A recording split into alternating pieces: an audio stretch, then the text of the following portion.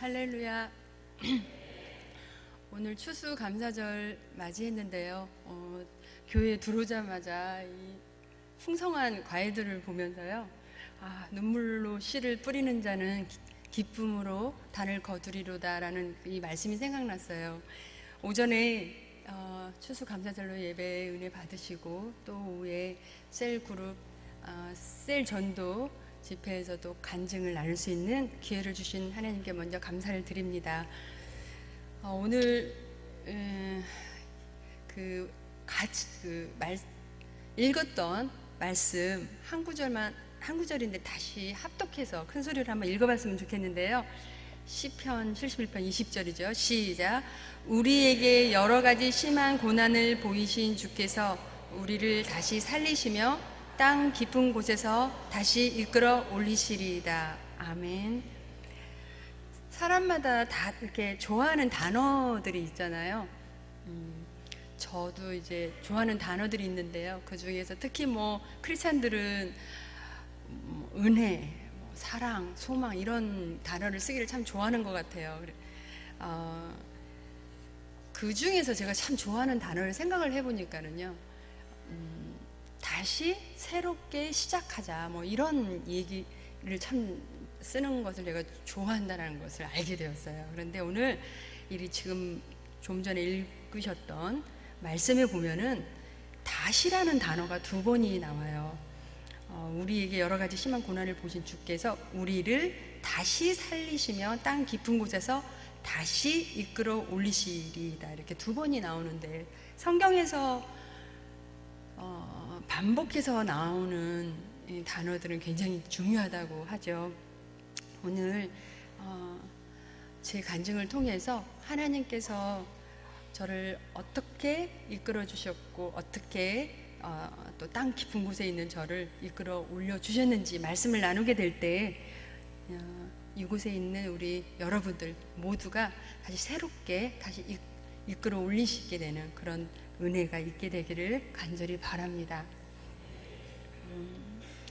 저는 초등학교 3학년 때부터 탁구를 하기 시작했고요. 그리고 중학교 때쯤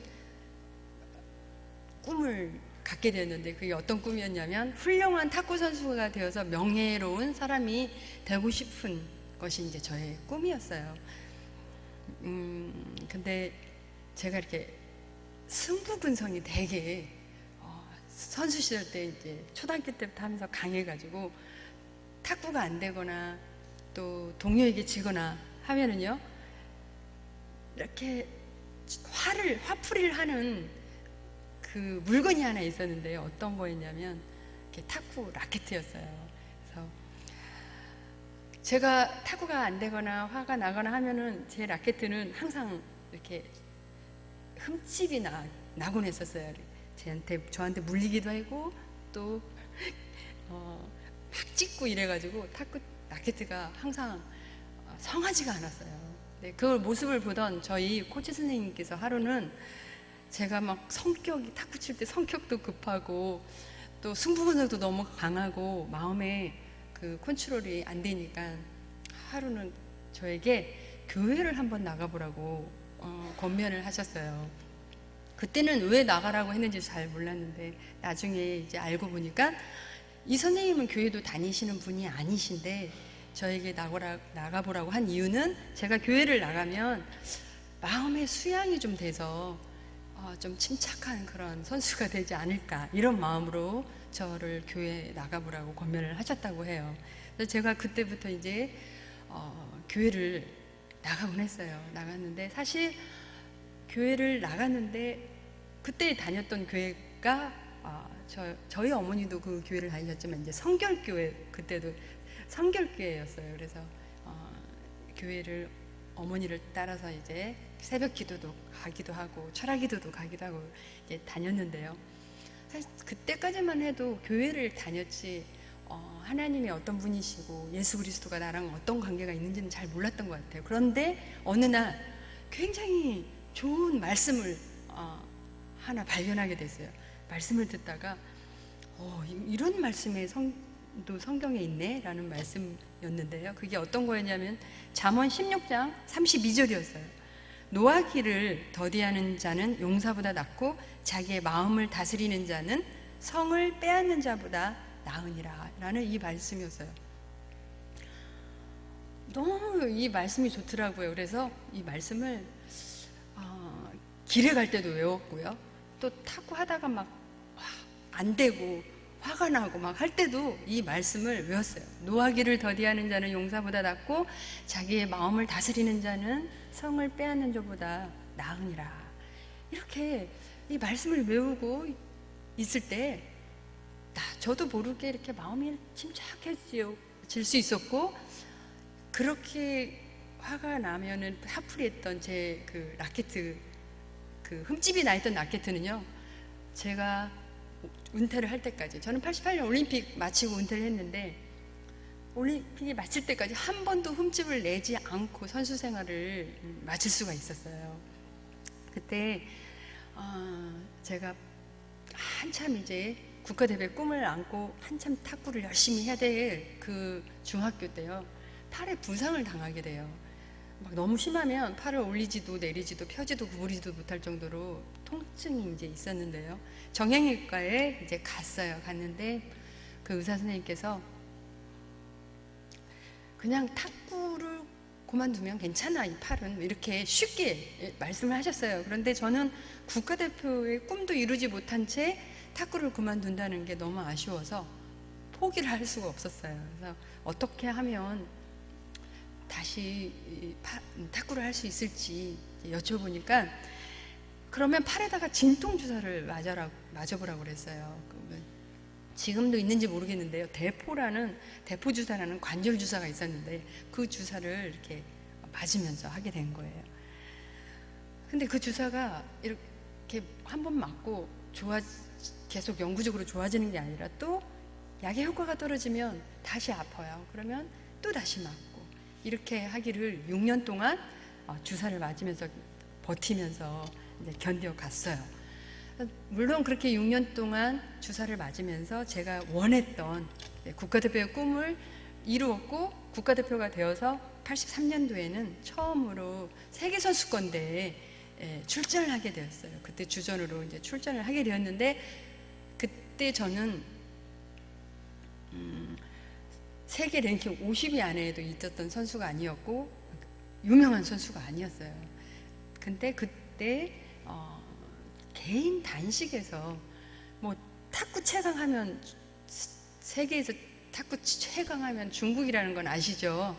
네, 지금도 최강인데요, 그때도 뭐 난공불락 뭐 이런 별명이 붙여질 정도로 강했어요.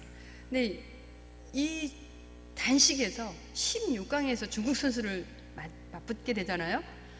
그러면 그 선수를 겨우 이기면 8강에서 또 중국 선수가 기다려요. 그러면 중국 선수 8강에서 이기잖아요. 4강에서 또 중국 선수가 기다리고 있어요. 마찬가지로 결승에서도 중국 선수가 당연히 기다리고 있었는데요. 16강에서 이제 중국 선수를 겨우 이기고 올라왔는데 8강에서 어떤 선수가 겨루게 됐냐면 그 당시 세계 랭킹 1위인 중국 선수가 겨루게 된 거예요. 그런데 이 선수와 겨루어서 제가 3대0으로 이기고 준결승에 오르게 됐어요. 그리고 준결승에서도 이기고 결승에 오르게 돼서 결승에서 이제 그 중국 선수에게 져서 준우승을 차지하게 됐는데요.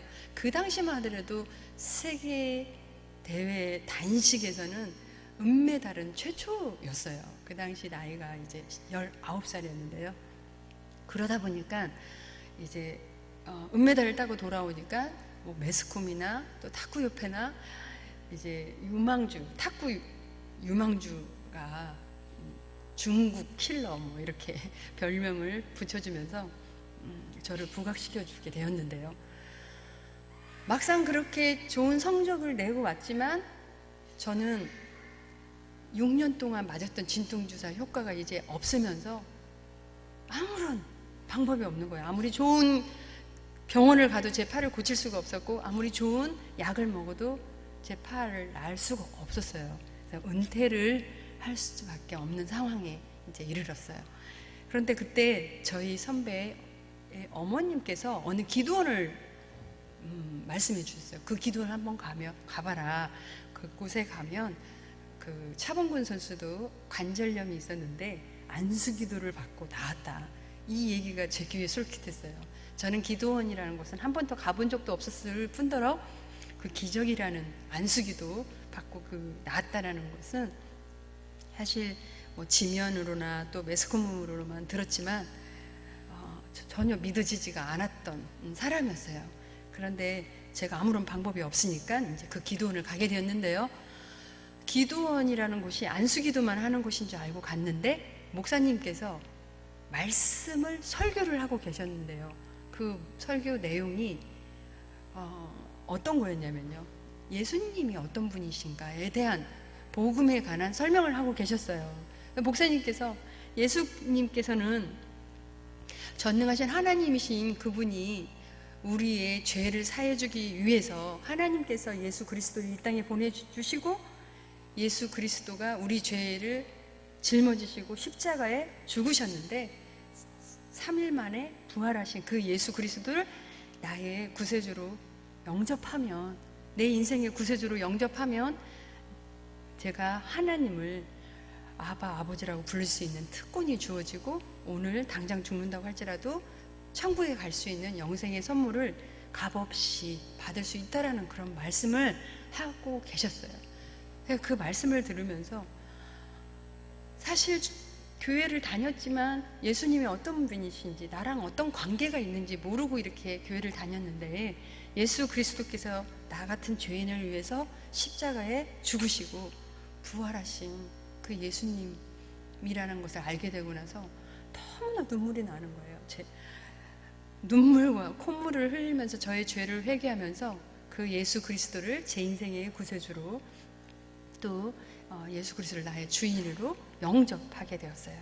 그리고 나서 이제 목사님의 안수 기도하는 시간이 되었어요. 그래서 저도 목사님 앞에 나와서 안수 기도를 받게 되었어요. 6년 동안 그렇게 진통주사만 맞았던 제 팔이었는데 목사님의 안수 기도를 통해서 하나님께서는요 제 팔을 고쳐주셨어요. 숙소에 들어와서 이제 아팠던 팔을 이제 움직여 보는 거예요. 정말 수화기도 그 당시 이렇게 다이얼을 돌리는 시대였는데 수화기도 들기도 어려울 정도라 팔을 펴지도 구부리지도 그렇게 올리지도 내리지도 아팠던 그렇게 통증이 있었던 팔이었는데 테스트를 해봐도 제 팔이 이상이 없는 거예요. 그리고 하나님께서는 하시고자 하는 일이란 무엇이든지 하실 수 있는 분이구나, 그런 전능하신 분이구나라는 것을 제가 체험하게 된 거죠. 그리고 나서 저는 제 가치관이 이제 바뀌게 되었는데요. 사실 저는 하나님의 이 말씀을 몰랐다라면 제가 여전히 저는 제 동료보다 탁구를 제가 잘났기 때문에 잘하는 것이고 내가 내 동료보다 뛰어나기 때문에 탁구를 잘한다라고 생각을 했었을 거예요. 그런데 에베소서의 4장 7절에 이런 말씀이 있었어요. 하나님께서는 우리 각 사람에게 그리스도께서 나누어 주시는 선물의 분량을 따라 은혜를 주셨습니다 라는 이 말씀이 있었는데요. 이 말씀에 보면 하나님께서 우리에게 여러 가지 이제 선물을 주셨는데 그거는 구원의 선물도 주셨고 생명 새롭게 이제 예수 그리스도를 믿었을 때 새로운 생명을 얻을 수 있고 또 성령을 우리에게 주셨고 또 여러 가지 은사 또 재능 달란트 이런 거를 이제 선물로 주셨다는 거죠. 여기에서 재능과 은사를 또 달란트를 선물로 하나님께서 우리에게 주셨다라는 이 말씀을 제가 보면서 하나님께서는 각 사람에게 어떤 사람은 뭐 체육 스포츠로 어떤 사람은 음악으로 또 다양하게 글을 잘 쓰고 또 말을 잘하고 다양하게 각 사람에게 크고 작은 재능들을 각 선물로 주셨던 것을 제가 알고 나서부터는 훌륭한 탁구 선수가 되어서 명예로운 사람이 되겠다는 저의 중심에서 하나님께서 저에게 선물로 주신 재능을 통해서 하나님께 영광을 돌려드리겠다라는 가치관으로 그 하나님 중심으로 이제 바뀌게 되었어요. 그래서 그때부터 이제 탁구에 대해서 더 열심히 훈련을 하고, 참 운동선수들은 뭐 다른 운동선수도 마찬가지지만 참 승부의 세계는 너무 잔혹하기도 하고, 어떤 때는 이기고 돌아오면 막 부추겨주고 매스컴에서 올려주기도 하다가도 또 못하고 돌아오면 뭐 신문 타이틀이 바뀌어요. 뭐 노장이 됐다는 둥 뭐 해가면서 이렇게 바뀌는데, 제가 탁구를 하다가 또 간염으로 50일 동안 병원에 입원을 한 적이 있었어요. 그러면서 간염을 있는 상태에서 간염을 앓으면서 운동을 하는 것이 너무나 힘들고 육체적으로 정말 빨리 포기하고 싶고, 어떤 때는 또 절망이 되기도 하고, 이제 그럴 때 말씀을 붙들고 제가 극복할 수 있는 그런 계기가 있었는데요. 그게 잠언 24장 16절에 있는 말씀이었어요. 대저 의인은 7번 넘어질지라도 다시 일어난다 라는 이 말씀인데, 하나님께서 마치 이 말씀을 통해서 저에게 여기서 주저앉지 말고 다시 일어나야 된다라고 말씀해 주시는 것 같았어요. 그래서 이 말씀을 붙들고 저는 국가대표 탈락한 때도 있었는데 다시 이제 재기해서 86년 아시안게임 때도 단체전에서 금메달을 현정화 선수와 따게 되었고, 또 87년 세계선수권 대회가 있었는데 그 대회에서도 이제 복식에서도 금메달, 단식에서 금메달, 또 88년 올림픽 때도 현정화 선수와 함께 복식에서 이제 금메달을 딸 수가 있었어요. 여러 시합이 있었는데요. 그 중에서 잊을 수 없는 시합이 있어서 하나 나누고자 하는데요. 어떤 시합이었냐면, 뭐 86년 아시안게임이나 88년 올림픽도 있었지만 87년 세계선수권 대회에 제가 잊을 수가 없는 시합이 하나 있어요. 왜 이 대회가 유독히 저에게 기억에 남냐면요, 좀 전에 말씀드린 것처럼 저는 86년 아시안게임 금메달을 따고 나서 그 간 수치가 막 올라가서 병원에 50일 입원을 한 적이 있었어요. 그때 의사 선생님, 주치의 선생님도 이제는 좀 몸을 잘 관리해야 된다, 무리하면 안 된다라고 말씀을 해주셨고, 그래서 병상에서 있으면서 제 마음의 소원이 뭐였냐면요, 88년 올림픽에 탁구라는 종목이 처음으로 채택이 되는데, 운동선수들은 올림픽에 참가하고 싶은 것이 이제 로망이잖아요. 그런 것처럼 제가 빨리 건강해져서 이제 올림픽에 참가할 수 있게 해주세요가 제 기도 제목이었어요. 그런데 올림픽을 하기 전에 87년 세계선수권 대회에 이제 출전을 하게 되었어요. 그때 퇴원하고 보름을 훈련을 하고 출전을 하게 되었는데요. 연습을 많이 하지 못하고 출전을 하니까 탁구가 자신이 없었어요. 그리고 이제 퇴원한 지 얼마 되지 않았기 때문에 제 몸도 약했어요. 상황이 너무 암담했어요. 시합을 하는데요, 이제 탁구는 4종목이 있는데 단체전, 개인전, 개인복식, 혼합복식 이렇게 4종목이 있는데요, 시합을 할수록 제 체력이 급격히 떨어지는 거예요. 하나님 앞에 숙소에 와서 그렇게 이제 기도를 드렸어요. 하나님, 저는 지금 몸이 너무 약하고요, 제 탁구가 너무 자신이 없습니다. 하나님 도와주세요 라고 그렇게 기도를 드리고 시합에 출전을 했어요. 그런데 그 대회에서 개인 복식에서 금메달을 따고, 개인 단식에서 이제 은메달을 따고, 혼합복식에서 3위, 단체전에 이 4가지를 다 입상을 했는데, 개인 단식 준결승 부분에서 잊지 못할 시합이 있는 거예요. 상대는 역시 이제 중국의 다일이라는 그런 중국 선수가 겨루게 되었는데요, 세트스코어 2대2가 됐어요. 마지막 5번째 시합을 하게 되는데, 지금은 탁구가 11점으로 바뀌었어요. 근데 그 당시만 하더라도 이제 21점이었어요. 그 선수의 점수가 18점이고 저는 11점이었어요. 그 선수는 3점만 따면 결승에 오르게 되고 저는 무려 10점을 따야 되는데, 그 시합을 보는 관중들도 그렇고 그 시합을 벤치에서 코치를 해주는 저희 선생님도 그렇고요, 18대 11이라는 점수는 다시 역전시킬 수 있는 가능성이 있는 점수가 아니잖아요. 다 포기할 수밖에 없었잖아요. 그런데 하나님께서 제 마음에 침착함과 평안함을 주셔서 한 포인트 한 포인트 최선을 다해서 시합을 했는데요, 그 선수 18이라는 점수를 그대로 묶어놓고 10점을 연속적으로 따면서 21대 18로 역전승을 거둔 적이 있었어요. 그래서 할렐루야.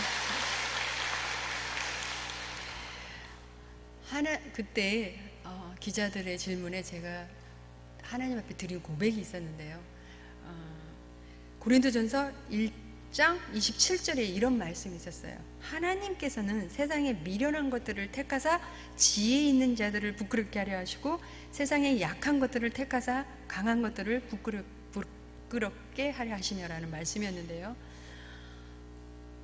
제가 하나님 앞에 너무 상황이 암담해서 하나님 저는 할 수 없습니다 라고 그렇게 기도하는 저를 들어서 하나님께서는 하게 하셨고요, 하나님 저는 약합니다 라고 고백하는 저를 들어서 강하게 하셨기 때문에 이 말씀이 저의 고백이 될 수가 있었어요. 오늘 또 하나님께서는 우리들에게 내가 비록 약하고 능력이 없어도요, 포기하지 말고 다시 일어나라고 말씀하고 계십니다. 내가 약할 때 강함 되어주셨던 저의 그 하나님이요, 오늘 이 자리에 계신 여러분들의 하나님이 되어주시길 간절히 바랍니다. 88년 올림픽이 마치고 나서요, 어느 기자가 저에게 물었어요. 어떻게 금메달을 땄습니까?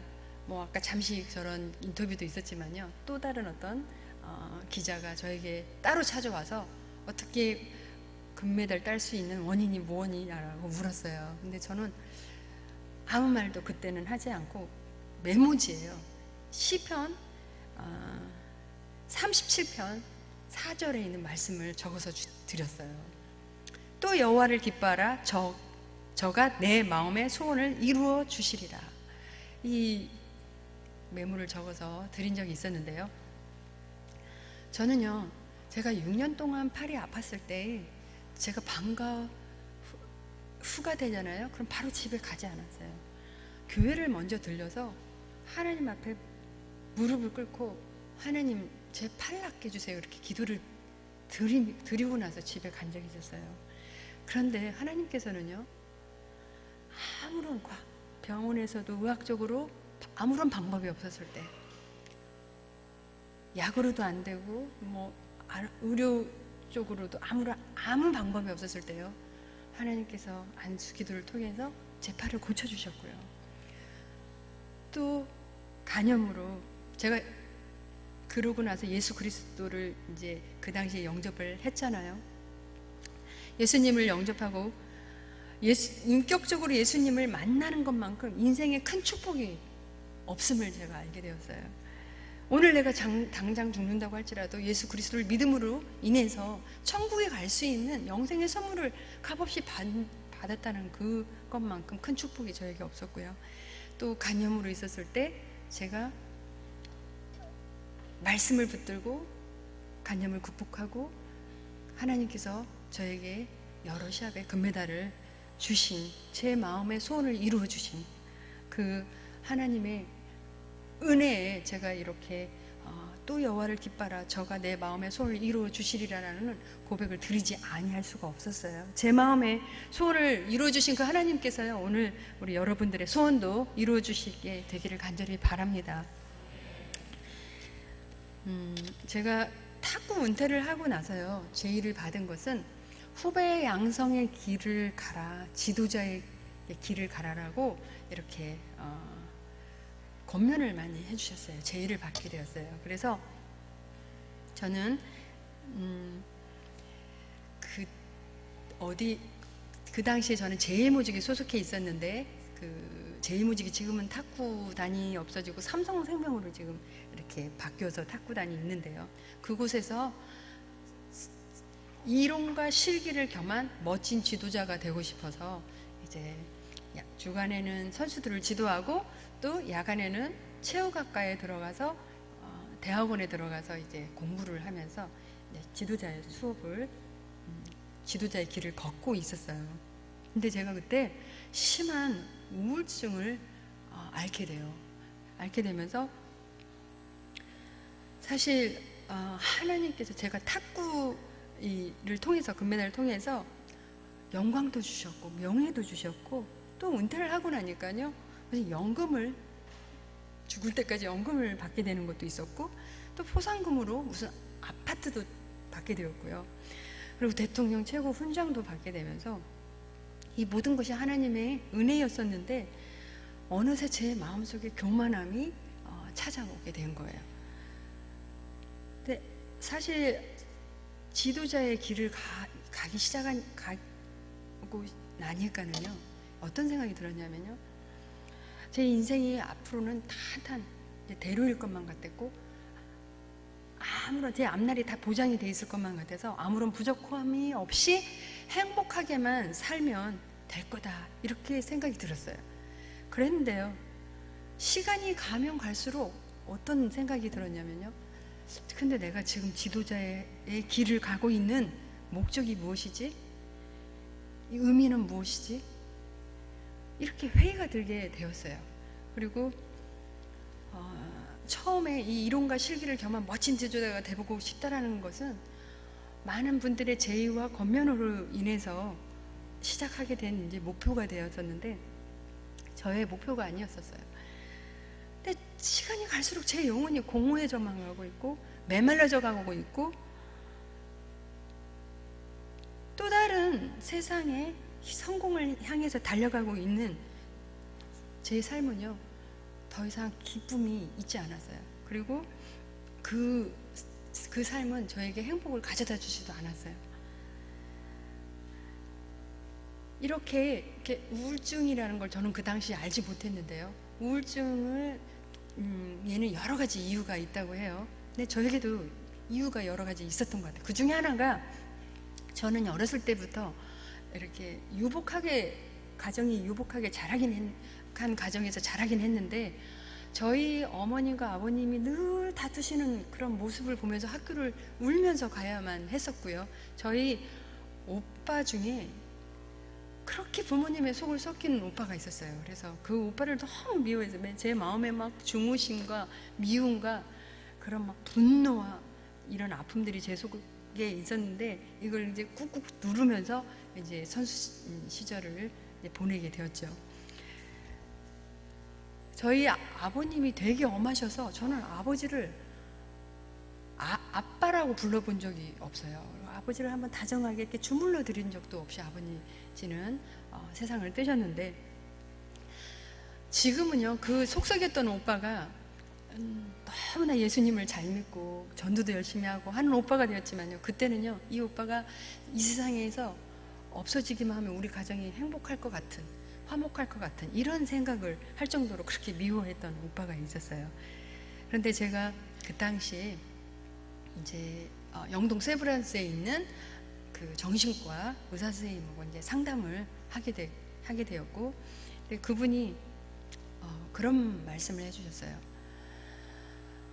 사람 마음속에 어떤 증오심과 분노와 미움이 이렇게 쌓여 있으면 그것이 하나님 앞에 다 내적 치유가 되지 않은 채 이렇게 쌓여 있는 채로 살게 되면 어떤 우울증이나 조울증의 증세로 올 수 있다라는 얘기를 해줬는데요, 제가 그 조울증의 우울증을 넘어서 조울증의 증상까지 이제 있었던 거예요. 이분이 뭐라고 하셨냐면 정말 회복하기 어려운 심각한 우울증 환자라고 말씀을 해주셨어요. 저는 그때 사람을 만나는 게 싫었고요, 아침에 해가 뜨는 것이 싫어서 해가 져야만 밖에 나가곤 했었고요, 교회에서 환청이 들려요. 그래서 뭐 막 밖에서 싸우는 소리가 들리잖아요. 그러면 저에게 다 화를 내는 것만 같아요. 그렇게 제가 소리에 민감하게 되었고, 그러고 있는데 저희 어머님이 63세 되셨는데 간암으로 투병생활을 하시다가 먼저 천국에 가시게 되었어요. 그러면서 저는 더 깊은 그 우울증에서 헤어나오지 못하게 되었어요. 표정들이 안 믿어지신다는 표정인데요. 네, 그럴까봐 제가 그 당시에 나왔던 신문 하나를 이제 가져왔는데, 중앙일보에 1990년도에 난 신문이에요. 왕년의 탁구의 여왕 양영자 방황의 운둔생활 하면서 이렇게 신문에 난 적이 있었어요. 사탄은요, 우리가 가장 약할 때 타고 들어와서 이렇게 속삭여요. 하나님이 너를 이제는 더 이상 사랑하지 않아. 하나님이 너를 버리셨어. 이 세상에 있는 너 이제는 혼자야 라고 자꾸 속삭여요. 속삭이면서 이제는 이제 많은 사람들이 그 우울증으로 인생을 포기하고 자살을 선택하잖아요. 그런 것처럼 저도 그런 마음이 있었어요. 그런데 우리 크리스찬들은 자살을 하게 되면은 지옥에 간다는 것을 알기 때문에 이제 자살을 할 수가 없는 거죠. 정말 하나님께서 주신 생명을 아무리 힘들고 어떠한 일이 있어도 그렇게 목숨을 끊어서는 이제 안 되는 거잖아요. 주위 사람들이요, 하루 이틀도, 한 달, 두 달도 아니고 저는 1년 반 거의 2년을 그렇게 운동생활 하다 보니 사람들을 만나지 않고 세상에 드러나지 않고 지낸 적이 있었어요. 그러다 보니까 한 달, 한 사람 제 주위를 떠나게 되었어요. 그리고 더 이상 양영자는 일어서지 못할 거야 라고 얘기를 하면서 떠나게 되었어요. 그런데 하나님께서는요, 저를, 모든 사람은 다 떠나갈지라도요, 하나님께서는 저를 붙들어 주셨어요. 그리고 제가 우울증에 있을 때 어떤 한 분을 보내주셨는데, 어떤 분을 보내주셨냐면 아침 말씀 묵상 훈련시켜 주시는 분을 보내주셨어요. 그 분과 성경 공부를 하게 되었는데 첫날 본 말씀이 어떤 거였냐면요, 시편 107편 10절에 있는 말씀이었어요. 사람이 흑암과 사망의 그늘 아래 앉으며 공고와 쇠사슬에 매임은 하나님의 말씀을 거역하고 지존자의 뜻을 멸시함이라. 계속해서요, 제가 말씀을 공부하게 됐는데, 여기에 오늘 제가 적어오지는 않았는데요, 마태복음 25장 42절에 이런 말씀이 있었어요. 예수님께서 말씀을 하시는데요, 이렇게 말씀하고 계세요. 내가 줄일 때에 너희가 먹을 것을 주지 아니하였고, 목말랐을 때에 마시게 하지 아니하였고, 나그네 되었을 때에 영접하지 아니하였고, 헐벗었을 때에 옷을 입히지 아니하였고, 병들었을 때와 옥에 갇혔을 때에 돌보지 아니하였느니라 라는 말씀을 예수님이 하시니까 그 말씀을 듣던 사람들이 물어요. 언제 우리가, 주님, 언제 우리가 예수님께 이렇게 한 적이 있습니까? 라고 물으니까 예수님 뭐라고 말씀하시냐면, 지극히 작은 자 하나에게 하지 아니한 것은 곧 내게 한 것이다 라고 이렇게 말씀을 하세요. 제가 이 우울증에 있었을 때 하나님 말씀을 묵상을 하게 되면서 내가 왜 우울증에 있어야 하는지도, 또 내가 얼마나 이기적인, 나만을 위한 이기적인 삶을 살았는지 이 말씀을 통해서 알게 되었어요. 사람이 흑암과 사망의 그늘 아래에 앉아있는 것만 같고 공고와 쇠사슬의 매임과 같은 삶을 사는 것은 하나님의 말씀을 거역하고 지존자의 뜻을 멸시하기 때문이라는 것을 알게 되었는데요, 아무리 부족함이 없고 뭐 부자로 산다 할지라도요, 하나님과 나와의 관계가 멀어져 있고 하나님을 떠나서는요, 흑암과 사망의 그늘 아래 앉아있는 것만 같고요, 공고와 쇠사슬의 매임과 같은 이런 삶을 살 수밖에 없다는 것을 알게 되었어요. 또 조금 전에 말씀드린 것처럼요, 저는 생각을 해보니까요, 하나님 앞에 그렇게 은혜를 많이 받고 또 하나님으로부터 사랑을 많이 받았다고 한 저는요, 생각해보니까 예수 그리스도께 지극히 작은 자 하나에게 냉수 한 그릇을 떠다 준 일이 없었더라고요. 8년 동안 국가대표 생활을 하면서 가슴에 태극마크를 달고 여러 나라, 여러 나라를 다니면서 좋은 대접만 받아보면서요, 제 주위에 가난한 영혼이 누가 있는지, 지친 영혼이 누가 있는지 전혀 그런 게 관심이 없었어요. 그냥 오직 제 앞에 금메달만을 향해서 오직 달려왔어요. 주전 멤버가 되어서 탁구를 하고 있으면요, 후보들, 주전이 되지 못해서 이렇게 앉아있는, 뒷좌석에 앉아있는 후보들이 있는데 그 후보들의 아픈 마음조차도 헤아리지도 못했던 그런 선배였어요. 그런데요, 그 말씀을 공부하면서 제가 그렇게 은혜를 받아놓고 내 이기적인 삶만 살아왔다는 걸 생각하니까 너무너무 회개가 되었어요. 엉엉 울면서 하나님 앞에 그렇게 어떻게 기도를 드렸냐면요. 그 당시는요, 지금은 요즘은 잘 안 불리는 것 같아요. 이전에 낮엔 해처럼 밤엔 달처럼이라는 찬양을 참 자주 이렇게 부르곤 했었는데, 그 가사에 보면은 후렴에 이런 내용이 있어요. 나의 일생에 꿈이 있다면 이 땅에 빛과 소금 되어 가난한 영혼, 지친 영혼을 주님께 인도하고픈데, 나의 욕심이, 나의 못난 자아가 언제나 커다란 짐되어 나를 짓눌러 마음을 공곡해 하니 예수여 나를 도와주소서라는 그런 가사가 있었어요. 그 찬양을 부르면서요, 너무 울었어요. 울면서 하나님, 내가 지금 제가 겪고 있는 이 우울증이 회복이 된다면 이런 가사 같은 그런 삶을 살고 싶습니다. 나의 일생에 꿈이 있다면 이 땅에 빛과 소금 되어 가난한 영혼, 지친 영혼을 주님께 인도하고 싶습니다라고 그렇게 기도를 드렸어요. 그런데 하나님께서는요, 저의 기도를 들으시고요, 말씀을 보내주셨는데요. 시편 107편 7절, 20절에 보면 이런 말씀이 있어요. 그가 그의 말씀을 보내어 그들을 고치시고 위험한 지경에서 건지시는도다. 하나님께서 제가 우울증에 있을 때 이 말씀을 보내주셔서 그 조울증에서, 우울증에서 회복되어 가게 됐는데요. 말씀의 광채가 저의 마음의 빛을 비추기 시작하니까는요, 저는 그 우울한 조울증에서 회복되어 가게 된 거예요. 이처럼요, 하나님의 말씀은요,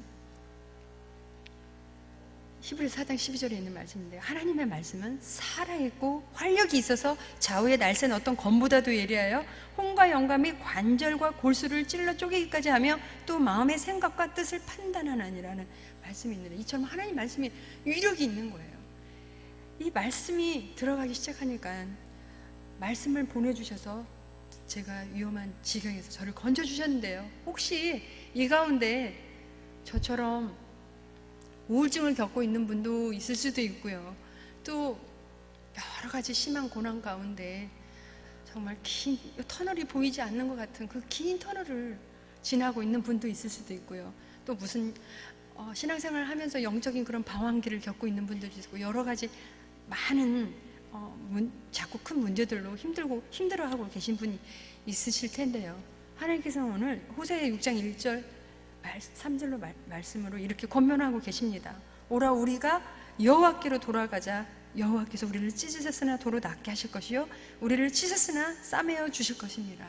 그러므로 우리 여호와를 알자, 힘써 여호와를 알자라고 말씀하고 계시는데요, 하나님께서 우리에게 먼저 여호와께로 돌아오라고 말씀을 하고 계십니다.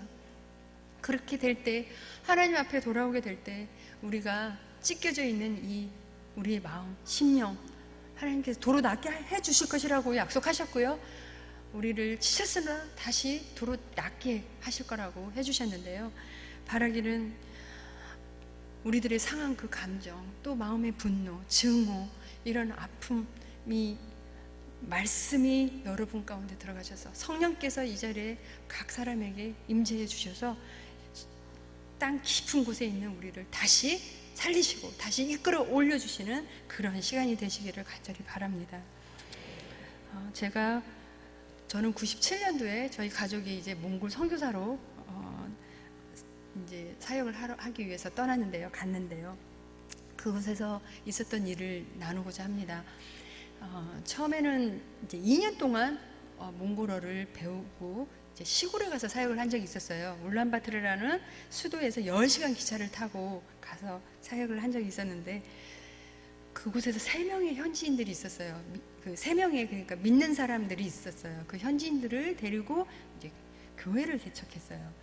집에서 이제 먼저 교회를 하게 되는데, 저희 남편이 제자훈련도 시키고 성경 공부도 시키면서, 저는 그곳에서 어린이들에게 탁구를 가르쳐주면서 비자를 받고 이렇게 사역을 하고 있었어요. 근데 3명 중에 1명이 계속 열심히 교회에 나왔던 한 자매가 몇 날 며칠 교회를 나오지 않는 거예요. 너무 궁금해서 이제 그 집을 남편과 함께 방문해 봤어요. 근데 이 자매가 아파서 두통에 너무 시달리고 3일 동안 물도 마시지 못한 채 아파서 누워 있었어요. 그래서 물어봤어요. 왜 그러냐고 물어봐서 감기 걸렸냐 그랬더니 그것도 아니래요. 몽골 의사가 다녀갔는데 병명이 뭔지를 모르는 거예요. 근데 이 자매가 하는 말이 사실은 믿지 않는 남편을 따라서 자기는 절에 가서 부적을 사왔대요. 부적을 사와서 자기 집에 이렇게 놓고 보는데 그렇게 마음이 걸리더래요. 내가 그래도 하나님을 믿는 사람인데 부적이 우리 집에 있어서는 안 될 텐데 라는 마음이 들어서 그 부적을 태워야 되겠다라고 생각을 어느 날 했대요. 근데 태워야 되겠다라고 생각한 그날 너무너무 막 갑자기 두려움이 찾아오더라는 거예요. 만약에 이 부적을 태우면은 집에 우환이 찾아올 것만 같은 그런 두려움 때문에 부적을 태우지 못했다는 거예요. 보니까는 어떤 영적 그 전쟁을 하고 있었던 것을 저희가 알게 되었어요. 그래서 그 두려움에 물도 마시지 못한 채 막 머리가 너무 아파서 3일 동안 그렇게 아무 일도 하지 못한 채 누워 있었던 거예요. 그러면서 이 자매가 하는 말이 그 부적을 내놓으면서 우리들에게 대신 태워달라는 거였어요. 근데 저는 어렸을 때 저희 어머님이 예수님을 믿기 전에요 이렇게 미신을 믿었더랬어요. 그래서 초등학교 때 제가 시합을 가야 되잖아요. 그러면 저를 불러서 방에다가요 신문지를 이렇게 깔아놔요. 신문지를 깔아놓고 콩 같은 쌀, 콩 이런 걸 이렇게 뿌려놓고 저에게 이걸 한번 이렇게 굴르래요. 굴르고 집에 나설 때 집을 바라보지 말고 그리고 가면 시합을 잘할 거라는 이런 어떤 미신적인 행위를 이렇게 저보고 하라고 그랬어요. 근데 이제 물론 나중에 예수님을 잘 믿고 천국에 이제 가셨지만 그때는 제가 이제 초등학교 때 왜 우리 엄마가 이렇게 미신적인 행동을 나에게 하라고 하나 막 너무 슬퍼서요. 왜냐하면 집에를 가면 저희 골목이 이렇게 있는데 저는 지방에 시합을 하러 가니까 엄마의 얼굴을 한 번 더 보고 싶어서 이렇게 빠이빠이를 하고 싶은데 거기 집을 바라보지 말고 이제 가래니까 막 울면서 간 적이 있었는데 그래서 무슨 이렇게 부적 같은 종이 내지는 그런 것이 있다라는 것 정도는 알고 있었는데요. 이 몽골의 부적은 달랐어요. 우리 거랑 무슨 부적 종류가 달랐어요. 두꺼운 겨울옷 같은 것도 있었고, 책, 또 반지 이런 게 있었는데 이 믿지 않는 남편이 그 절에 가서 우리나라 돈으로 한 30만 원에 해당하는 돈을 들여서 그 부적을 사온 거예요. 그런데 그 당시에요 30만 원은 몽골 돈 굉장히 큰 돈이에요. 그때 그 사람들의 월급이 10만 원도 채 되지 못했던 때였으니까 굉장히 큰 돈인데요. 그 30만 원의 그 부적을 사서 이제 가져온 거죠. 그래서 그 부적을 이제 내놓았는데 그러지 말고 우리가 같이 가서 한쪽에 가서 태우자라고 이제 해서 그 부적을 들고 한쪽에 가서 태우기 시작했어요. 근데 저희 동네가 이제 그 한 10시간 정도 떨어진 시골이었기 때문에 무슨 동쪽에 있는 고비 사막이었는데 크지가 않았어요. 우리 성도들이 이제 몇 명이 안 됐지만 성도들이 오며 가면서 뭐 하냐고 물어보는 거예요. 그래서 부적을 태우고 있다라고 얘기를 하니까 잠시 없어졌어요. 있다가 다시 나왔는데 왜 이 사람들 뭐 하나 하고 보니까 우리가 부적을 태우고 있다고 하니까는요 자기들도 집에다가 이렇게 감추어놨던 부적들이 있었던 거예요. 근데 몽골 사람들은 그 나라의 종교가 남아불교예요. 그래서 대부분 지금은 모르겠어요. 많이 시대가 바뀌어서 지금은 모르겠는데 집집마다 어떤 우상 같은 거 또 부적 이런 것들이 있었던 거예요. 그래서 이 사람들이 그 부적을 가지고 와서 우리가 태우는 곳에 같이 놓고 이제 부적을 태우게 되는데 그 주위에 우리가 둥그렇게 앉아서 찬양을 하면서 기도회를 가졌어요. 우리나라의 그 찬양 중에 부흥이라는 찬양이 있잖아요. 그 후렴에 보면은 우리들의 우상을 태우실 성령의 불 임하소서라는 그 찬양이 몽골말로도 이렇게 번역이 돼 있었는데요. 이 찬양을 부르면서 합심기도 하면서 이제 다 부적을 태우고 다른 성도들은 집에 가고 우리가 그 자매를 부축해서 그 집에 바래다 주었어요. 근데 제가 한 가지 걱정이 됐었어요. 이 30만 원이라는 돈을 들여서 산 이 부적을 태웠다라는 소리를 들으면 이 남편이 어떤 반응을 보일까라는 거였어요. 혹시 자기 부인을 때리지는 않을까? 너무 궁금해서 이제 그 다음날 아침에 한번 그 집을 가보았어요. 이 자매가요, 어제까지만 해도 우리 부축을 받으면서 나갔던 이 자매가 거울이 이렇게 있었는데 서서 화장을 막 하고 있었어요. 그래서 물어봤어요. 오늘 상태가 어떠냐고 물어봤더니 3일 동안 시달렸던 그 두통이 없어졌고, 그리고 이제 일하러 나가려고 지금 준비하고 있다라고 얘기를 했어요. 그 모습을 지켜봤던 남편도, 그 사람의 남편도 아무 말도 할 수가 없었던 거죠. 건강해진 그 부인을 보면서. 제가 그걸 보면서요, 이런 생각을 했어요. 야, 하나님께서는 우리가 가지고 있는 우상을 이렇게 과감하게 버리고 태우고 할 때 이렇게 놀랍게 역사해 주시는구나. 그렇다면 우리가 가지고 있는 그 우상을, 우리가 가지고 있는 우리 우상도 이렇게 버리면, 태우면 하나님께서 이 자매에게 보여주셨던 그 놀라운 역사하심 우리에게도 보여주시지 않을까. 그런데 하나님을 믿고 교회를 다니는 사람이 사실 이 몽골 사람처럼 뭐 집안에 어떤 우상을 갖다 놓거나 이러한 사람들이 얼마나 있을까요?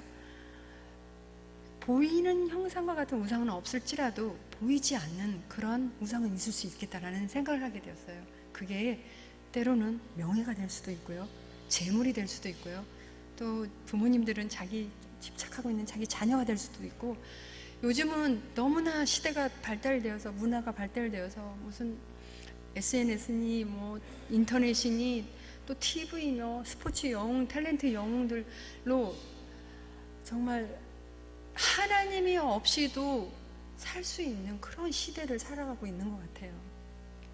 하루는 제가 한일 교류전을 한다고 이제 그 일본에 갔어요. 일본에 갔는데 일본 감독이 저에게 이런 얘기를 해요.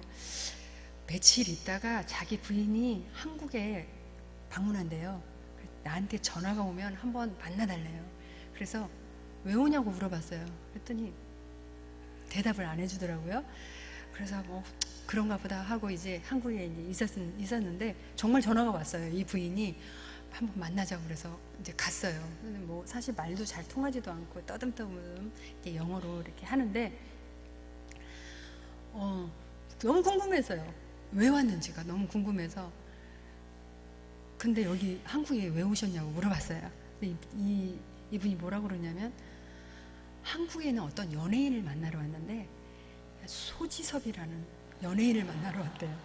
나는 그때 사실 저는 소지섭이라는 사람이 누군지도 몰랐어요. 네, 지금은 알지만 제가 그 얘기를 들으면서 정말 우리 마음속에 예수 그리스도가 없는 그 마음속에는 이렇게 공허하고 텅 빈 그 마음속에 뭔가라도 채우고 싶은 그런 마음이 있는 거구나. 그걸 돈을 들여서 시간을 투자해서 어떤 그 우상을 그 속에 채우길 원하는구나 라는 생각을 하게 되었어요. 요즘도 참으로 많은 이제 것들이 있는 것 같은데요. 뭐 탁구를 이렇게 하다가도 저희 코치들 보잖아요. 그러면 이상한 그런 미신들을 이렇게 믿어요. 뭐 갑자기 포인트를 뭐 머리를 이렇게 만졌는데 땄대요. 그러면 계속 이렇게 머리를 이렇게 만지고 있는 뭐 이런 것들이며, 사실 저는 제일 안타까운 것이 뭔 줄 아세요? 이사 가는 날, 결혼하는 날, 날짜 잡는 거. 우리는 정말 매일 하루하루가 하나님 주시고 귀하고 복된 날인데 어떤 날은 안 좋고 어떤 날은 좋고, 이렇게 뭐 사주니 뭐 이런 것들을 보는 정말 매여 있는 그런 것들이 너무 안타까워요. 진리가 너희를 자유케 한다고 그랬는데요. 이런 우상에서 우리가 벗어나서 정말 하나님이 주시는 나날들, 복된 그 나날들을 우리가 누리면서 사는 것도 정말 시간이 너무 짧은데 그런 우상에 쌓여 있는 그런 것들이 너무 안타까운데, 바라기는요, 이 시간 우리 모두가 정말 나보다, 아니 하나님보다 더 집착하고 하나님보다 더 좋아하고 하나님보다 더 사랑하고 있는 그 무언가가 있다면은요, 다 한번 십자가 앞에 내려놓고 다 이 몽골 자매처럼 다 불살라버리고 우리 삶의 최우선순위를 예수 그리스도만 올려놓고 오직 그분 한 분만 바라보면서 그분 한 분만 만족해하면서 살게 된다면은요, 저는요 하나님께서 이 몽골자매에게 보여주신 그 놀라운 역사하심은요 우리 삶에 매일매일 보여주실 것이라고 저는 믿습니다. 제가 시간이 갔지만 한 가지만 더 말씀드리고 말씀을 마무리를 하려고 합니다. 제가 하나님이 어떤 분이셨냐면 저희 자녀들에게 자녀 교육을 어떻게 시켜주셨냐면요, 초등학교 그러니까 저희가 몽골에 갔을 때 4살 5살이었어요 그때는 사실 교육에 대한 걱정을 하지 않았죠. 근데 초등학교가 돼서 그때 참 교육을 아이들이 받아야 되겠는데, 저희가 조금 전에 말씀드린 그 동구비주라는 시골에 있었어요. 거기에 무슨 한인학교가 있는 것도 아니고 무슨 또 국제학교가 있는 것도 아니었어요. 그래서 사실 하나님께 이제 기도를 드렸어요. 홈스쿨을 할 수 있는 선생님이 자원봉사자로 오셔서 우리가 사역을 하고 있는 동안 이제 아이들을 좀 가르쳐 달라고 기도를 드린 적이 있었는데, 울란바토르라는 수도는까지는 사람들이 많이 와요. 10시간 기차를 타고 또 그 시골로 온다는 것은 결코 쉬운 일이 아니었는데, 어느 유치원에서 교사를 했던 분이래요. 이분이 와주셔서 우리 아이들에게 필요한 것들을 이제 가르쳐 주셨어요. 뭐 부족한 한국어도 가르쳐 주고 또 뭐 만들기도 하면서 아이들을 심심치 않게 이제 함께 시간을 보내주셨어요. 어느 정도 이제 아이들을 교육을 시켜주다가 이제 한국에 돌아갔어요.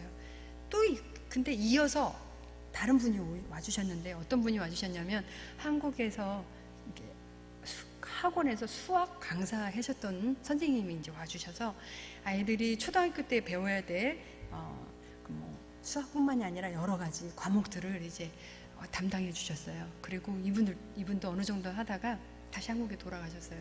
그런데 이번에는 어디에서 선생님이 와주셨냐면요, 저희는 그 국제 선교 단체에 소속해 있어요. 그래서 본부가 영국에 있어요. 영국의 그 본부에다가도 우리의 기도 제목을 이렇게 보내요. 저희 교사가 필요하다는 기도 제목을 보내는데, 이번에는요 영국에서 어떤 영국인이 저희 기도 제목을 보게 된 거예요. 교사가 필요하다는 저희 기도 제목을 보고, 근데 이 영국인은요 9년 동안 초등학교에서 교사했던 선생님이셨어요. 이 선생님이 저희 기도 제목을 보고 그 다니던 학교에 사표를 내고 그 학교에서 가르쳤던 영국 교과서를 들고 몽골에 와주신 거예요. 놀리지도 않으시는데요. 저는 이런 생각을 했거든요.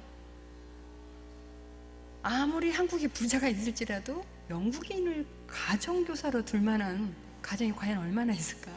이건 정말 하나님의 은혜다는 생각을 했었는데, 이 선생님이 한 달, 2달도 아니고 1년, 2년도 아니고요 3년을 이제 헌신해 주시고, 저희 큰애가 중학교 1학년 될 때, 저는 딸 둘이 있어요. 연년생인데 중1이 되고 작은애가 6학년이 될 때, 그 선생님은 초등학교 교사 선생님이었기 때문에 중학교를 이제 가르칠 수가 없어서 다시 영국에 돌아가셨어요. 2012년인가요? 런던 올림픽이 있었죠. 그때는 저는 SBS의 해설로 이제 그 런던에 가서 그 선생님을 오랜만에 만날 수가 있었는데, 물어봤어요. 지금은 어떤 일을 하고 계시냐고 물어봤더니 그때 사표냈던 그 학교에 복직해서 교사로 다시 활동을 하고 계신다라고 하시더라고요. 너무나 반가웠고 저는 평생 그 고마움을 잊지 이제 못할 거예요. 그런데 우리 아이들이 이제 중학교 1학년을 가야 되고 6학년을 가야 되는데요, 여전히 이제 교사가 필요하잖아요. 네. 이거 이제 인터넷을 통해서 한번 선교사 자녀 국제학교가 어디 있는지 이제 알아보게 된 거예요. 영어로 이제 교육을 받았기 때문에 이제 국제학교를 알아보게 되다가 여기 대전에요, 선교사 자녀로 세워진 국제학교가 있다는 것을 알게 되었어요. 그래서 그곳에 가서 인터뷰를 하게 되는데요, 교장 선생님을 만나서 인터뷰를 하는데, 이 교장 선생님이 아이들에게 몇 마디 나눠보더니 빨리 시험을 봐보래요. 영어 레벨이 어느 정도 돼서 몇 학년으로 배치를 해야 되는지 시험을 보래요. 그리고 저에게 필요한 서류를 띄워오라는 거예요. 마치 다 입학이 이제 된 것 같은 느낌이 들었어요. 근데 제가 제일 궁금했던 게 하나 있었어요.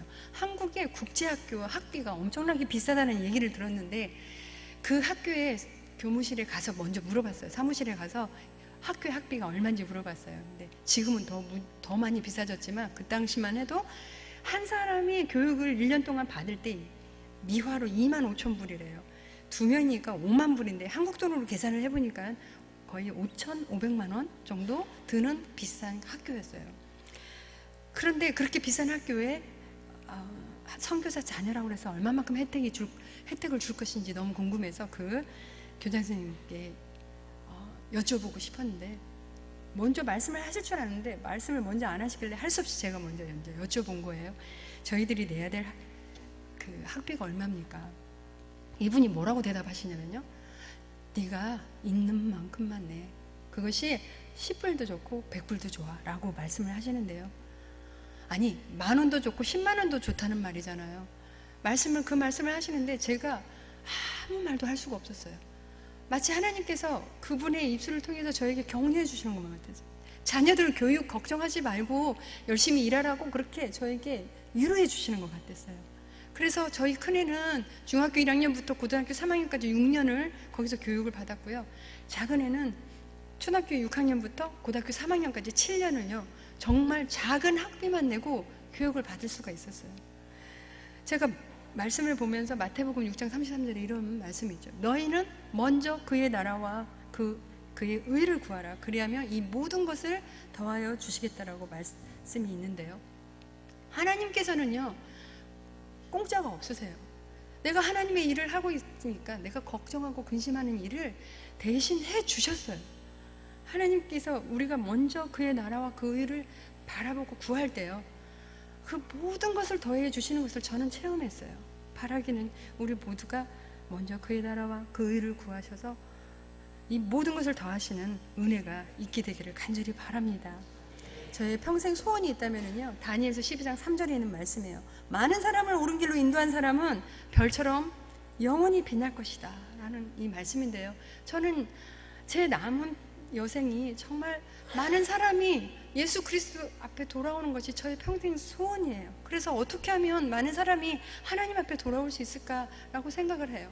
사실 제가 이렇게 드리는 이 간증도 제가 외국에 나가서 시합에 나갈 때마다 그 사람들에게도 들려주고 싶어요. 그러면 어떻게 그런 기회가 없잖아요. 그러면 제가 간증을 A4 용지에 이렇게 적어서 일본에 갈 때는 일본어로 바꿔서 가지고 가고, 중국에 갈 때는 중국어로 바꾸고, 방콕 태국이 시합에 가면 태국어로 이렇게 바꿔서요 갈 때마다 전도지와 함께 이제 제 간증을 나눠주면서 전도를 하고 있고요. 지금은 저는 대한체육회의 이제 국가대표 후보 선수 청소년들이에요. 이 선수들을 이제 지도하고 있는데요, 이 선수들에게 또 그리스도를 복음을 전하고 또 아침마다 말씀을 보내면서 말씀에 믿음이 성장하기를 이렇게 바라고 있는데요, 사실 우리는 내일 일이 어떻게 될지 우리는 모르고 하루하루 이제 살아가고 있어요. 사실 누가 먼저 세상을 떠날지 우리는 잘 모릅니다. 그런데 히브리서 9장 27절에 보면은요, 한 번 죽는 것은 사람에게 정하신 것이요 그 후에는 심판이 있으리라고 말씀하셨어요. 오늘 사실 이 자리에 많은 분들의 기도로 또 사랑하는 분들을 예수 그리스도를 듣게 하기 위해서 또 오랫동안 기도해서 같이 모시고 나온 분들도 계실 거예요. 그런데요, 그분들의 기도와 간절함으로 같이 구원을 받을 수가 없어요. 구원을 받을 수 있는 단 하나의 방법이 있다면 예수 그리스도를 인격적으로 만나는 일이에요. 예수님께서 그렇게 말씀하고 계세요. 내가 곧 길이요 진리요 생명이니 나로 말미암지 않고는 하나님 아버지께로 갈 자가 없다라고 말씀을 하신 것처럼요, 예수 그리스도를 인격적으로 만나는 그런 귀한 시간이, 축복된 시간이 되길 간절히 바랍니다. 그래서 하나님을 믿고 평생 그 하나님과 동행하면서요, 풍성한 삶이 무엇인지, 아름다운 삶이 무엇인지 알게 되시는 여러분들이 되기를 간절히 소원합니다. 기도하시겠습니다.